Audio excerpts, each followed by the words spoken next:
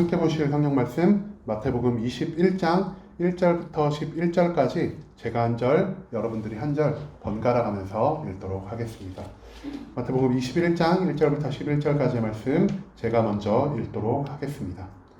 그들이 예루살렘에 가까이 가서 감람산 벳바게에 이르렀을 때에 예수께서 두 제자를 보내시며 이르시되 너희는 맞은편 마을로 가라. 그리하면 내 나귀와 나귀 새끼가 함께 있는 것을 보리니 풀어 내게로 끌고 오라.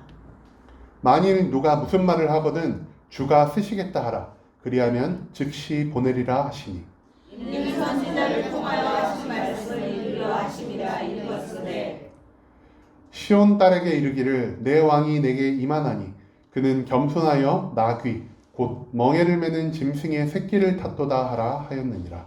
제자들이 가서 예수께서 명하신 대로 하여 나귀와 나귀 새끼를 끌고 와서 자기들의 겉옷을 그 위에 얹음에 예수께서 그 위에 타시니 무리의 대다수는 그들의 겉옷을 길에 펴고 다른 이들은 나뭇가지를 베어 길에 펴고 앞에서 가고 뒤에서 따르는 무리가 소리 높여 이르되 호산나 다윗의 자손이여 찬송하리로다.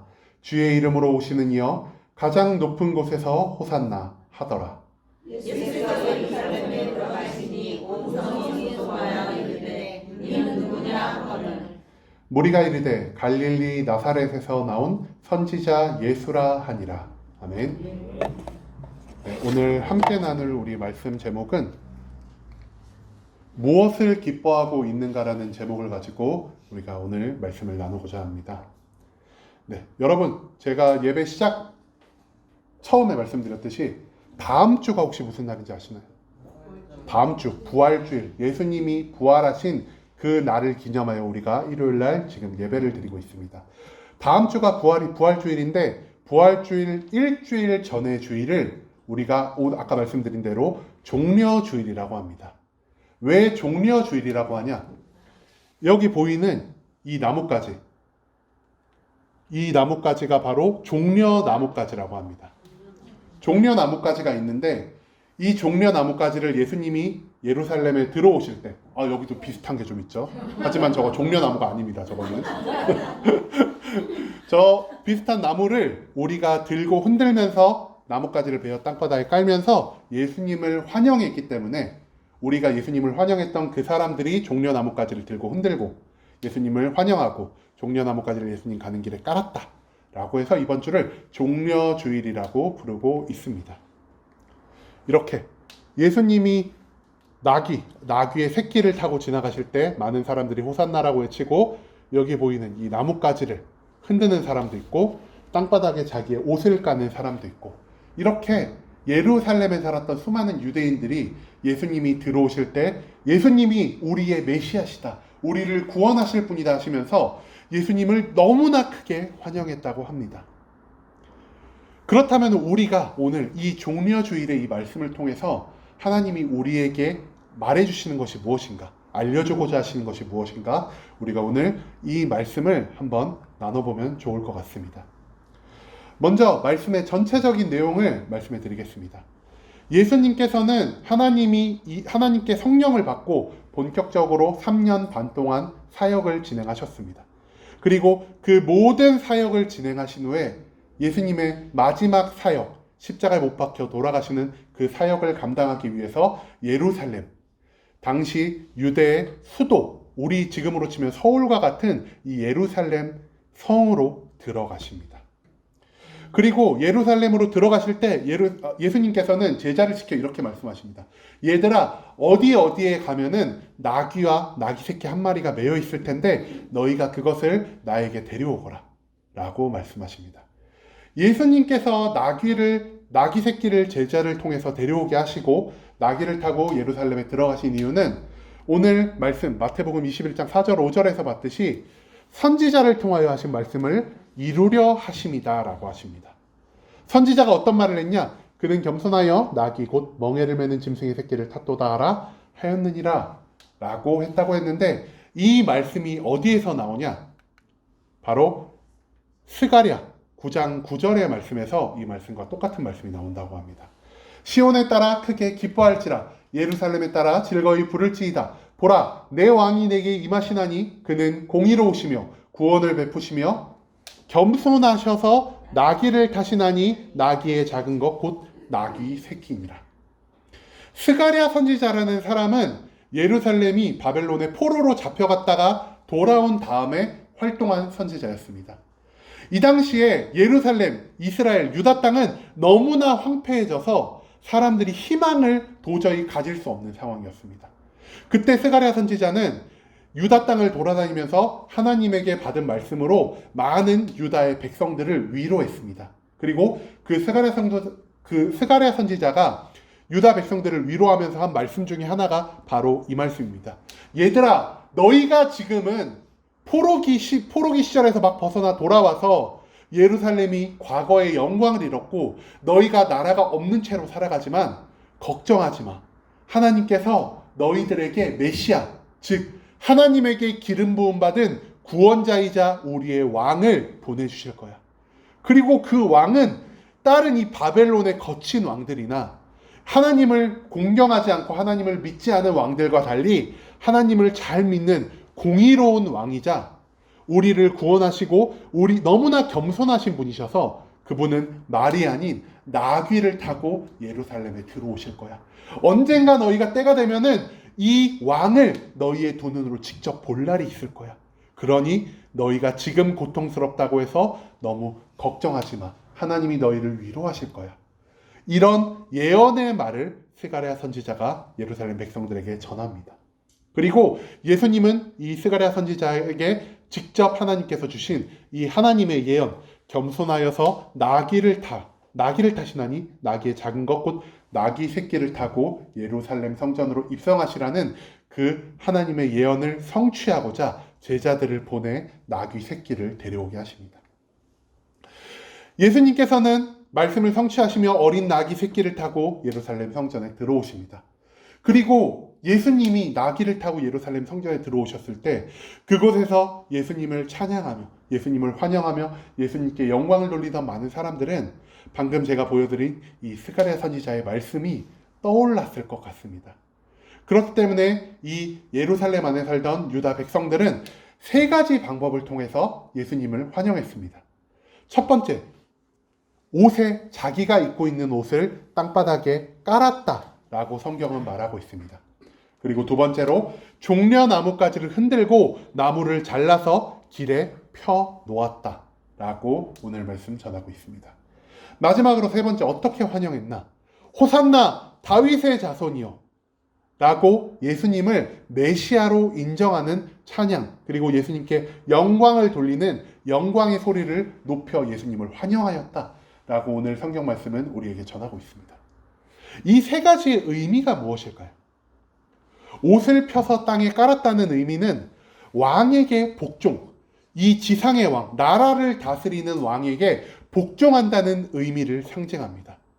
예수님은 다윗의 후손이자 이 땅의 왕으로 오신 분이기 때문에 유다 백성들은 우리를 다스리는 로마 황제가 우리의 진정한 왕이 아니라 하나님께서 우리에게 보내주신 메시아, 예수님께서 우리의 진정한 왕이 되실 거야. 그리고 저거 봐, 예수님께서 예언하신 대로 나귀를 타고 오셨잖아 라고 말하면서 자기들이 입고 있던 옷을 벗어 땅바닥에 쭉 펴서 깔아 놓으면서 예수님, 당신이 우리를 다스릴 진정한 왕이십니다 라는 것을 표현했다는 겁니다.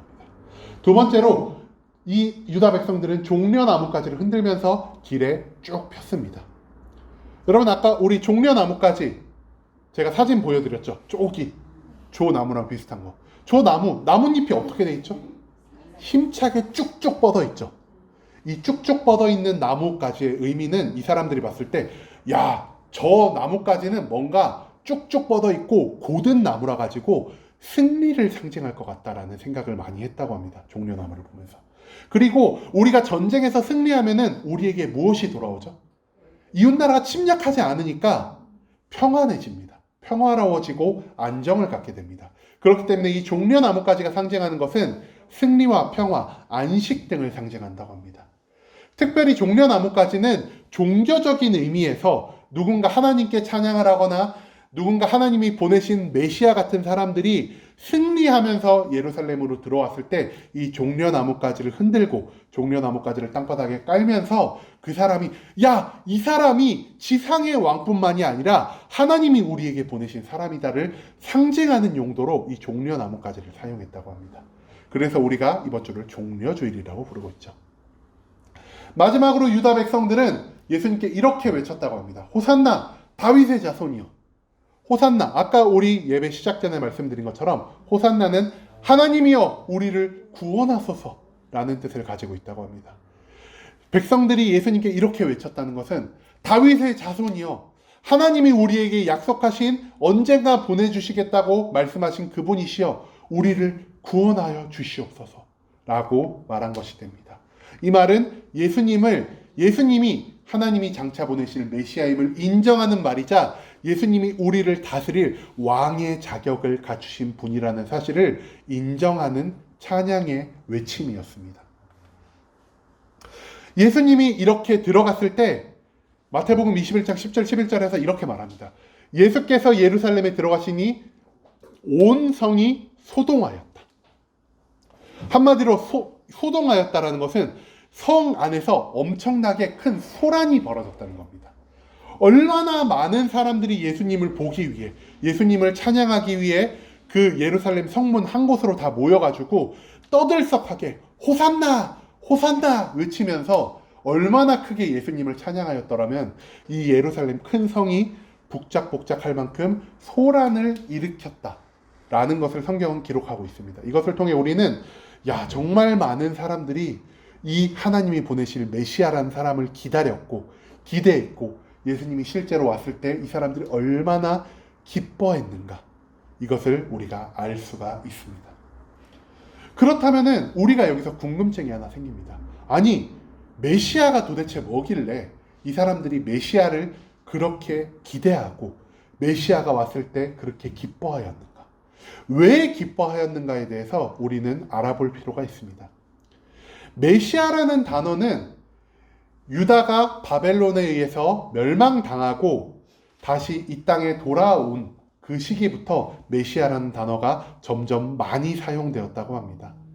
왕이 없어서, 그리고 다른 나라에 우리도 일제 식민치하를 겪었죠. 그때 우리가 제일 원하는 것이 독립이었던 것처럼 이 아수르, 바벨론, 그리고 페르시아, 바사 왕국에서 계속 지배를 당한 유다 백성에게 있어서 가장 우선순위로 그들이 소망을 가졌던 것은 바로 나라의 부활이었습니다.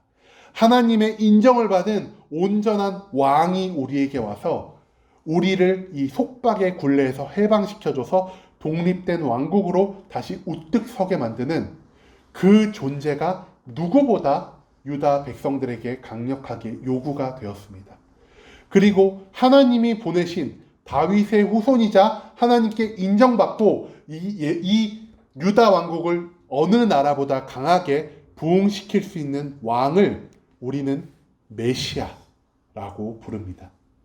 이 메시아에겐 세 가지 특징이 있습니다. 첫 번째, 이 메시아는 다윗 왕의 후손입니다. 정통한 왕위의 계승권을 가진 자였습니다. 그리고 하나님은 다윗에게 이렇게 약속하셨습니다. 내가 너의 왕국을 끝까지 유지시켜 줄 것이고 내가 너를 통하여 한 왕을 낳게 할 것인데 그 왕을 통하여 정말 많은 사람들을 구원해 줄 것이다 라고 말이죠. 다윗의 후손이자 하나님께 약속받은 메시아는 이스라엘을 구원하고 이 세상의 많은 사람들을 구원할 뿐 아니라 겸손함으로 이전의 왕들과는 다르게 하나님의 뜻에 합당하게 공의와 겸손과 사랑으로 이 나라를 잘 다스려줄 그런 왕으로 인식이 되어 있었다고 합니다.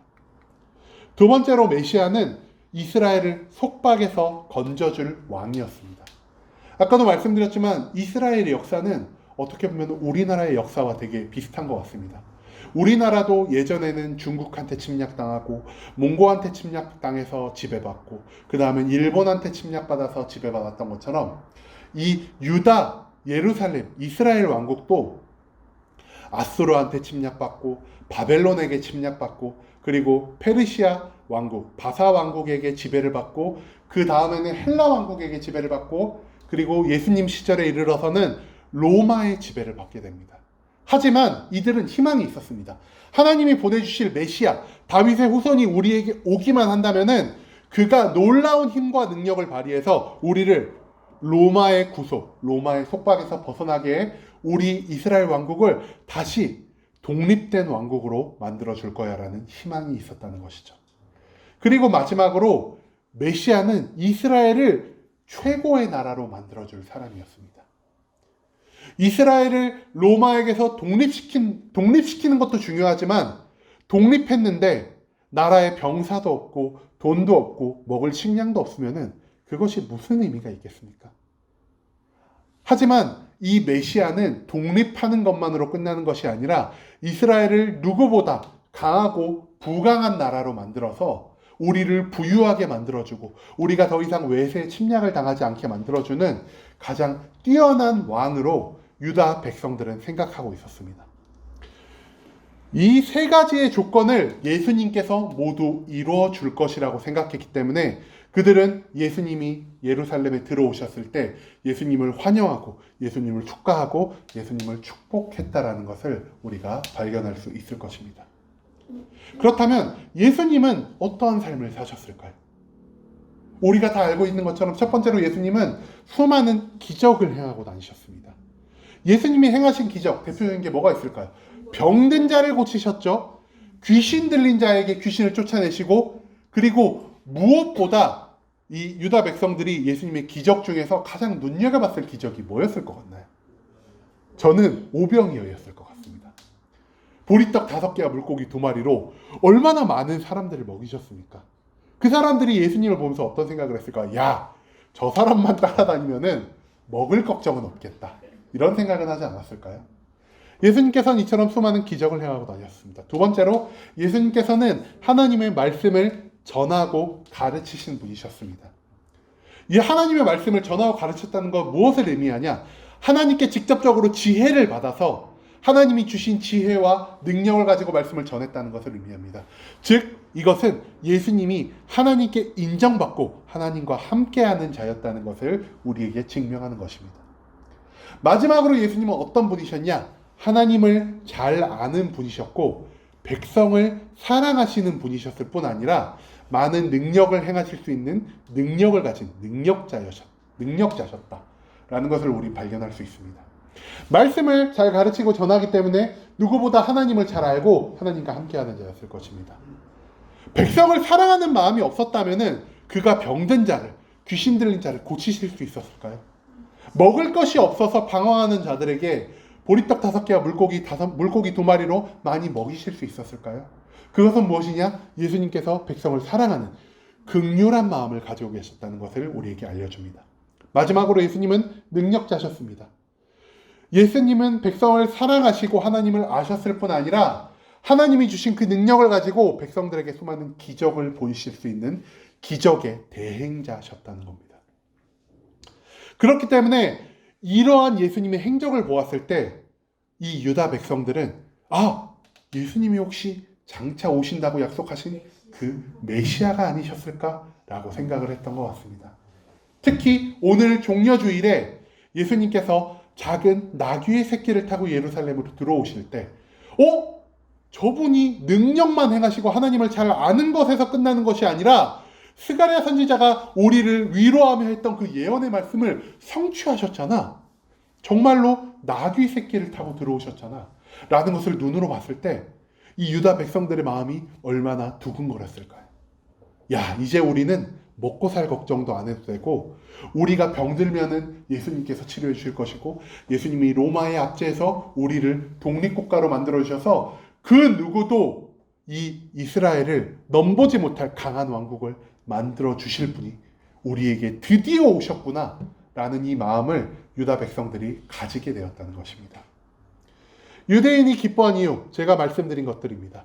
첫 번째, 개인 그리고 국가의 모든 어려운 문제를 예수님이 해결해 주실 거라고 생각했기 때문에 그들은 예수님을 기뻐 반겼을 것입니다.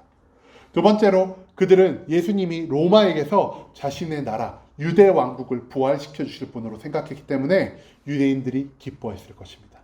마지막으로 유대인들은 다윗과 솔로몬의 시대라고 하면은 이 이스라엘 백성들, 유다 백성들에게 있어서 역사상 유래를 찾아볼 수 없을 만큼 가장 잘 살던 시절입니다. 가장 부유했고 주변의 많은 나라들이 예루살렘에게 잘 보이기 위해서 많은 선물을 보내던 그런 시절이었습니다.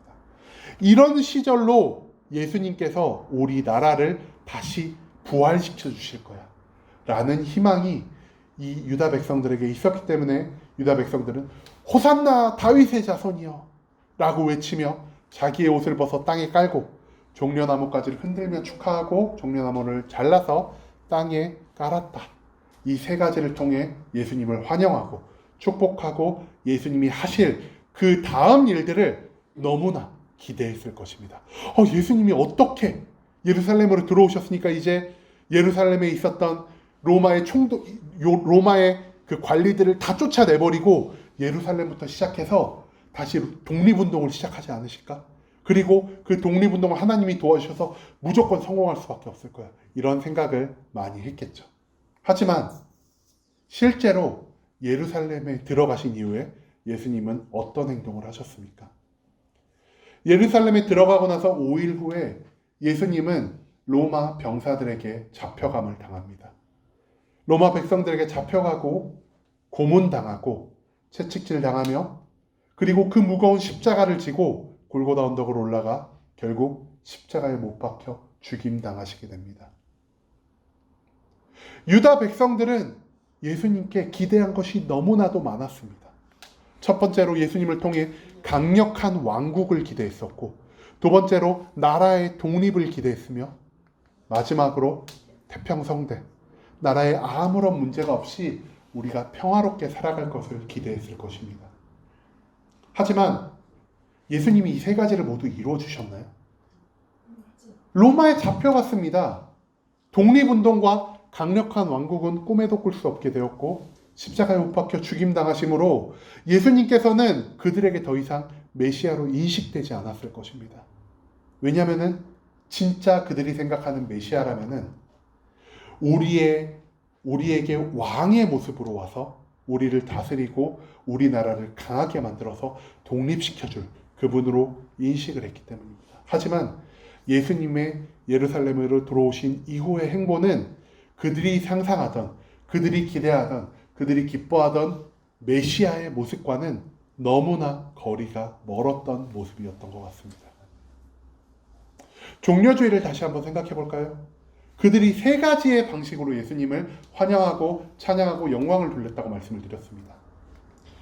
옷을 땅에 깔아 놓으면서 예수님 당신이 우리의 왕이십니다 라는 것을 표현했습니다.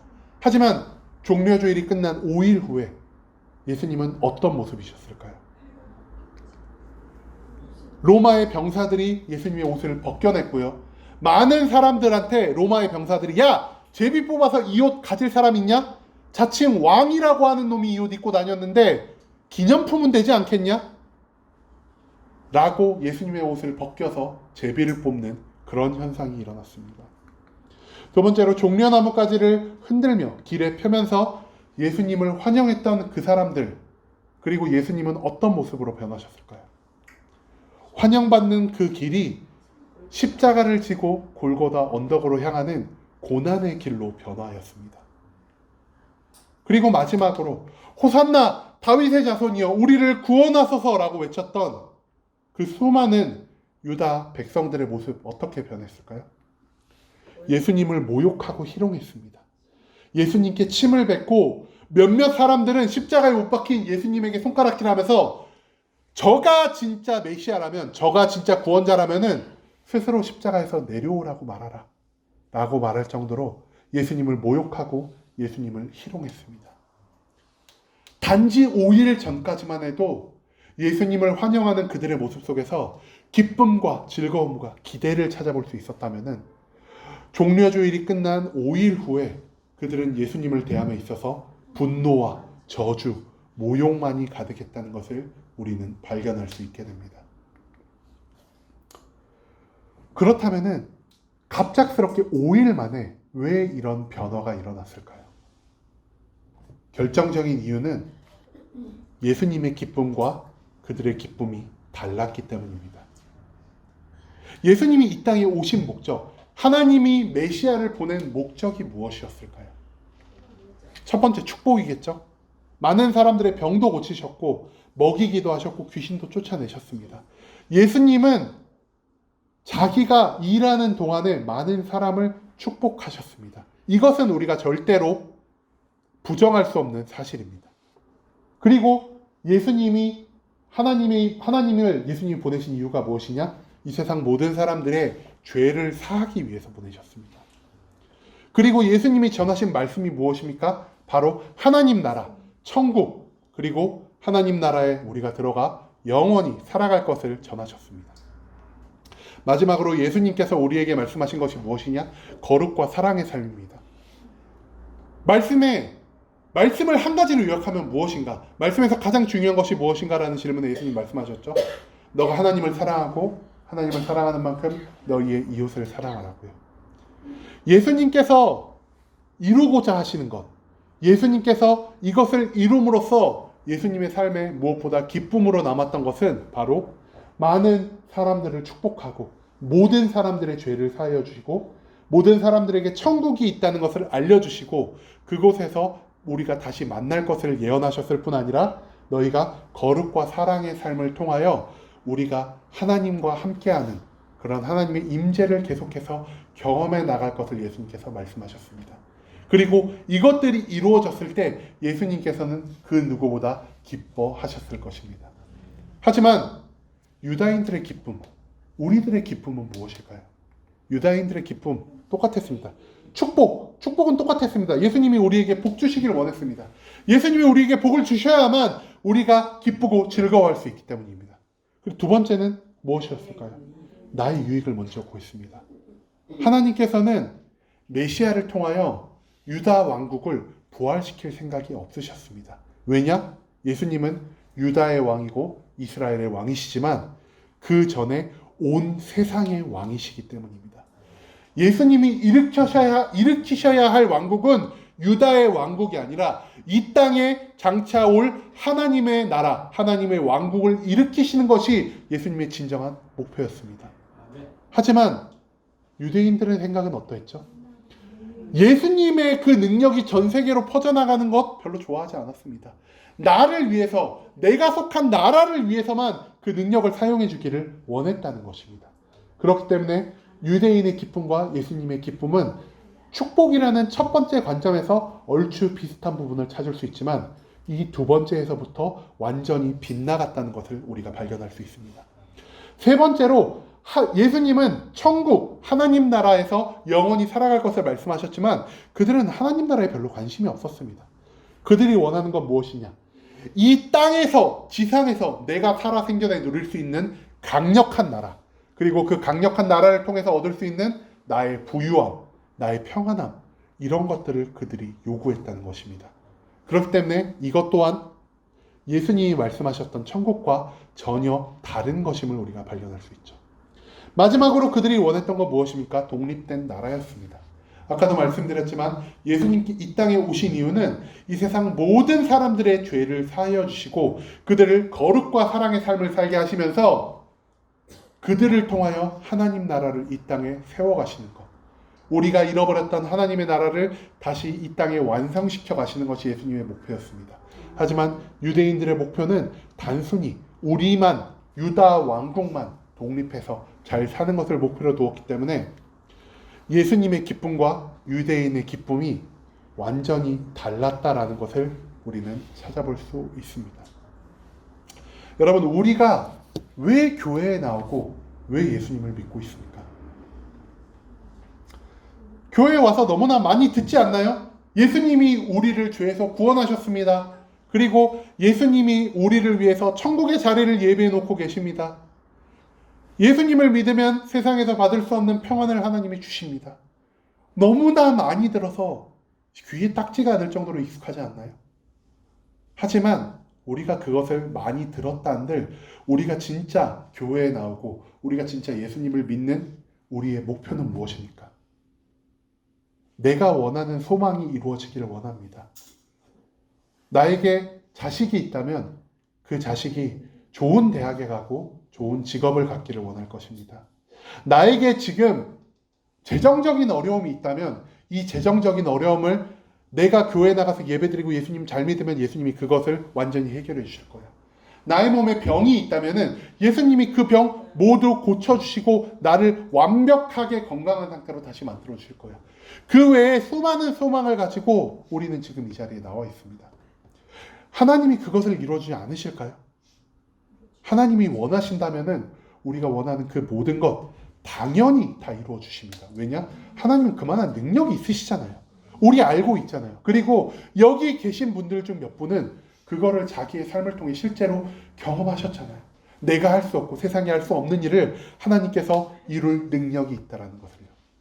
하지만 우리의 신앙이 거기서 멈춰 있지는 않을까요? 우리가 기뻐하는 것이 단순히 하나님께서 우리가 원하는 그것들을 이루어 주셨기 때문에라는 것에서 멈춰 있지 않을까요? 우리의 신앙은 유다 백성들의 이 상황처럼 예수님께서 우리의 만족과 유익을 이루어 주시는 그것에 멈춰 있는 경우가 너무나도 많습니다. 하지만 예수님은 자기 만족과 유익만을 위해 살아가셨나요? 물론 예수님의 기쁨이 우리의 죄를 사해 주시고 우리를 천국에 들어가게 하시는 것 부정하지 못하는 사실입니다. 예수님은 우리를 축복하셨고 예수님은 그것들을 이루어 가시며 기쁨과 즐거워하셨을 것이라는 것을 우리는 알고 있습니다. 하지만 그 일을 이루기까지 예수님은 마냥 기쁘고 즐겁지만은 않으셨습니다. 누가복음 22장 42절에 보면 이런 말씀이 나옵니다. 이르시되 아버지여 만일 아버지의 뜻이거든 이 잔을 내게서 옮기시옵소서. 그러나 내 원대로 마옵시고 아버지의 원대로 되기를 원하나이다. 예수님이 십자가에 못 박혀 죽으시기 전에 겟세마네 동산에 가서 예수님 이 기도를 땀방울이 핏방울이 될 때까지 3번이나 반복해서 기도하셨다고 합니다. 이 기도 요약하면 뭐가 될까요? 너무나 멋있는 기도문이지만 우리말로 간단하게 요약하면 하나님 나 너무 그거 하기 싫어요. 딴 놈 시키시면 안 돼요? 저 말고 딴 사람이 이거 하면 안 돼요? 이 기도를 하셨다는 것입니다. 십자가를 지시는 것, 십자가를 지시고 십자가를 못 박혀 죽는 것, 그것을 통해야만 우리 모든 사람들의 죄가 사하여집니다. 그리고 그것이 이루어져야만 예수님께서 진정한 기쁨을 누리실 수 있습니다. 하지만 그 기쁨을 누리는 그 과정이 예수님이 진짜 원하는 것이었을까요? 원하는 것이 아니셨다는 것이죠. 왜냐하면 예수님도 우리와 같이 고통을 싫어하고 아픈 것 그리고 모욕받는 것을 싫어하는 한 명의 인간이셨다는 것입니다. 그렇기 때문에 예수님은 하나님 저 너무 하기 싫어요. 너무 하기 싫어요. 하나님이면은 다른 사람 시키실 수도 있잖아요. 왜 저를 통해서만 이것을 이루려고 하세요? 라고 말씀하십니다. 하지만 그럼에도 불구하고 예수님께서는 마지막으로 이렇게 말씀하십니다. 하지만 하나님, 내 뜻대로, 내 유익과 만족대로 하지 마시고 하나님의 뜻과 만족을 내가 쫓아가길 원합니다. 라는 고백을 하십니다. 이 기도의 고백이 무엇이냐? 하나님, 제가 하나님을 나의 삶의 유익과 만족을 위한 도구로 사용했지만 내가 하나님의 뜻을 위해서 이제는 하나님의 도구된 삶을 내가 살길 원합니다. 라는 기도가 바로 이 기도인 줄을 믿습니다. 예수님의 삶과 유대인의 삶, 어떤 게 달랐을까요? 예수님의 삶은 하나님의 뜻을 이뤄가는 삶입니다. 그리고 하나님의 뜻을 이뤄가기 위해서 하나님, 이 뜻을 이루기 위해서 저를 도구로 사용해 주세요. 제 의지는, 제 유익과 만족은 아무런 상관이 없어요. 단지 하나님께서 저를 통해서 하나님의 뜻을 이 땅에 이뤄 가셨으면 좋겠어요 라고 말씀하시는 것이 바로 예수님의 삶이었습니다. 하지만 유대인의 삶은 어땠을까요? 나의 뜻을 추구하는 삶입니다. 하나님, 내가 이거 하고 싶으니까 나를 위해서 하나님이 도구가 되어주세요. 내 소망을 이루기 위한 요술 램프가 되어주세요, 하나님. 이것이 바로 유대인들의 삶이었다는 것이죠. 하나님을 도구로 생각하면서 나의 만족과 유익을 최고로 생각하는 유대인들의 삶의 모습은 하나님의 뜻을 나의 최고의 기쁨으로 여기며 나의 삶을 하나님께 온전히 도구로 드리는 예수님의 삶과는 너무나 달랐다는 것입니다.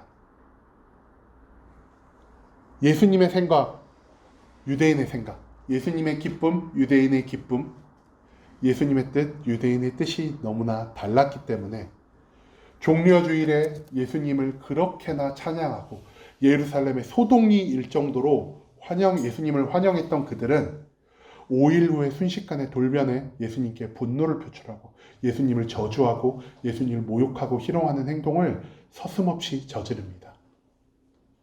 그 이유는 그들이 하나님의 도구가 되는 삶을 선택하기보다 하나님을 자기의 도구로 만들려는 삶을 선택했기 때문입니다. 오늘 종려주일 말씀을 통해서 우리는 그런 생각을 합니다. 예수님이 오셨다. 예수님이 영광 받으셨다. 얼마나 기쁘고 즐거운 일입니까? 얼마나 흥분되는 일입니까? 예수님이 이제 오셨기 때문에 우리를 위하여 우리가 원하는 대로 크고 놀라운 일을 행하실 거다. 우리가 얼마나 바라마지 않는 일입니까? 하지만 예수님은 실제로 종려주일 이후에 그들의 유대인들의 기대를 단 하나도 충족시키지 않으셨습니다. 그리고 오늘날 우리는 어떤 신앙생활을 하고 있을까요? 우리가 교회에 오면서, 우리가 기도하면서, 우리가 하나님께 예배드리면서 우리도 우리 나름대로의 기대감을 하나님께 갖고 있을 줄 믿습니다. 하나님, 이거 이루어주세요. 이게 이렇게 됐으면 좋겠어요. 하나님, 내가 이런 소망을 갖고 있는데 이거 이루어줘야 되잖아요. 하나님, 그럴 능력이 있으신 분이잖아요. 우리는 이런 소망을 가지고 예배의 자리로 나아옵니다. 하지만 이 예배의 자리에서 하나님이 우리에게 진짜 원하시는 것은 무엇일까요? 우리의 소원을 이루어 주시는 것, 우리의 아픔을 해결해 주시는 것도 하나님이 원하시는 거지만 그 모든 것의 끝에 하나님이 우리를 향한 그 목적은 무엇이냐? 우리를 통하여 하나님의 계획을 이 땅에 이루어 가시는 것을 원하신다는 것입니다. 마치 하나님이 예수님을 그렇게 사용하셨던 것처럼 말이죠. 우리의 예배드리는 목적이 마치 유대인들이 종려주일을 통해 예수님을 환영한 모습과 어떻게 보면 비슷하지 않습니까? 예배의 자리에 나와서 누구보다 기쁘게 박수치고 찬양하고 말씀을 들으면서 나의 마음에 감동이 올 때마다 아멘, 할렐루야 하면서 우리가 하나님의 예배에 열심을 다하는 모습을 보이지만 예배의 자리가 끝나고 내 소망이 이루어지지 않으면은 우리도 유대인들이 그랬던 것처럼 예수님을 골고다로 끌고 가고 예수님의 옷을 벗겨내고 예수님께 침 뱉고 모욕하고 예수님을 희롱하는 그런 모습으로 변화하지 않을까요? 우리라고 그렇게 되지 않으리란 보장이 있을까요? 실제로 그러한 것들 때문에 교회를, 예수님을 떠난 사람들이 얼마나 많은지 우리 주변만 찾아봐도 금방 발견할 수 있을 것 같습니다. 그렇기 때문에 우리가 이 예배의 자리를 이제부터 조금 다르게 생각했으면 합니다. 이 예배를 통해 나의 원하는 것을 이루는 것이 아니라 이 예배를 통해 이제는 내가 나의 만족과 유익보다 하나님의 계획과 뜻을 먼저 이뤄갈 수 있는 힘과 용기를 이 자리에서 받아 나아가실 수 있길 소망합니다.